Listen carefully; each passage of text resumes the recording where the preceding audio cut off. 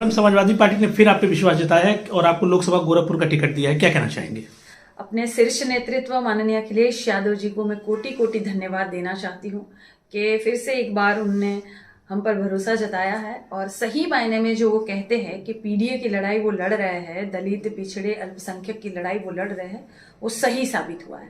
हमेशा ही पिछड़े वर्ग को वो टिकट देकर हमारा मान सम्मान बढ़ाने का काम कर रहे हैं। मैं धन्यवाद देना चाहूंगी अपने पूरे समाज की तरफ से और अपने पूरे समाज के लोगों की तरफ से, पीडीए की तरफ से बहुत बहुत कोटि कोटि प्रणाम, धन्यवाद। मैडम, एक तरफ अभिनेता है, एक तरफ अभिनेत्री हैं, क्या कहना चाहेंगे? लड़ाई काफी कांटे की। देखिए, मैं अभिनेत्री भले ही हूँ लेकिन पहले मैं समाज सेवी हूँ और हमेशा ही जनता की लड़ाई लड़ती हूँ। हमेशा ही जनता के कोई भी मुद्दे हो मैंने उठाने का कार्य किया है। अभी से नहीं, बहुत सालों से मैं मुद्दे उठा रही हूँ और इस बार तो मुझे लगता है कि मेरी जनता ही चुनाव लड़ेगी। इस बार काजल निषाद चुनाव नहीं लड़ रही है, मेरा व्यक्तिगत ये चुनाव नहीं है और पहले भी नहीं था। जो मेरे साथ महापौर चुनाव में धांधली हुई है उसका जवाब देने का काम इस बार हमारी जनता करेगी। योगी जी के शहर में आप मुख्यमंत्री का प्रभाव है, क्या लगता है आपको? कितनी आश्वस्त लग रही है जीत के प्रति आप? कोई प्रभाव नहीं है योगी जी का। मैं अभी अभी विधानसभा कैंपियरगंज के मोहनाग गांव से लौटी हूं। उस गांव में अभी अभी 19 महीने के एक बच्चे को पटक पटक कर मार दिया गया है।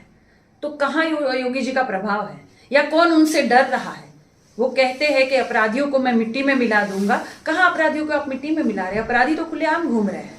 मैं रोज अखबार में पढ़ रही हूँ कि कहीं रेप हो रहा है, कहीं महिलाओं के साथ छेड़खानी हो रही है। अभी अभी ये तारामंडल के नौकायान की तरफ अगर आप देखेंगे तो अभी अभी न्यूज आई थी कि एक कुछ भालू जैसा कपड़ा पहन के जो नहीं छेड़खानी करते हैं बच्चियों के साथ, वैसा कुछ कर रहे थे। तो कहाँ कोई यहाँ डर ही रहा है?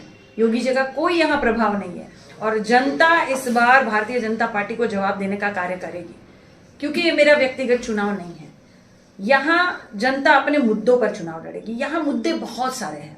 अगर मैंने महापौर चुनाव अभी अभी खत्म किया है तो मैंने वहां दिखाया था कि किस तरह से नालियां बह रही है, किस तरह मवेशी जानवर घूम रहे हैं, किस तरह से कूड़ा कचरा है, आज भी जस का तस है। जबकि योगी जी का बयान आया था महापौर चुनाव के बाद कि 6 महीने में हम शहर को साफ करने का काम करेंगे।